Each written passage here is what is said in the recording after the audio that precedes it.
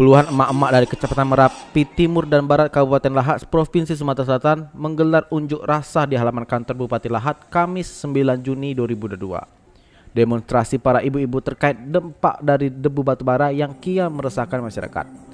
Koordinasi aksi Misra Heriati mengatakan massa yang tergabung di dalam Aliansi Masyarakat Merapi Area Bersatu menyampaikan 5 poin tuntutan kepada pemerintah dan perusahaan batubara yang ada di Kabupaten Lahat. Misra menuturkan warga di Kecamatan Merapi Area sudah sangat resah dan sangat terganggu karena mereka hidup berdampingan dengan debu batubara yang berdampak terhadap kesehatan mereka. Hari ini belum ada jawaban, hari ini kita terpaksa melakukan aksi dulu. Tidak ada kata kesepakatan lagi. Di sini kami akan demo sampai jam 6. Begitu. Jadi Bu, tuntutan kita apa Bu?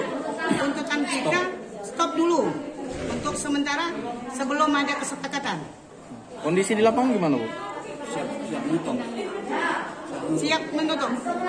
Nah, maksudnya apa yang kita alami di Ya Bu, desa dampaknya Bu. Gitu. Yang kami dialamin sekarang Pak, bukan main. Debunya terlalu banyak. Sudah tuh apalagi sekarang Pak, beberapa hari ini Gedung Agung, Gunung Kembang sudah 1 mobil batubara tumpah seluruh perjalanan. Jadi masyarakat resah, apalagi Gunung Kembang Pak.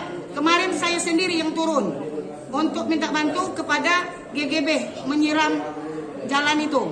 Nah, kalau di Gedung Agung saya tidak membantu karena terlalu jauh, saya suruh dengan porlap saya sendiri. Begitu Pak. Bukan main resahnya sekarang debu ini terlalu, apalagi kemacetan. Nah, yang itulah keresahan kami masyarakat Pak.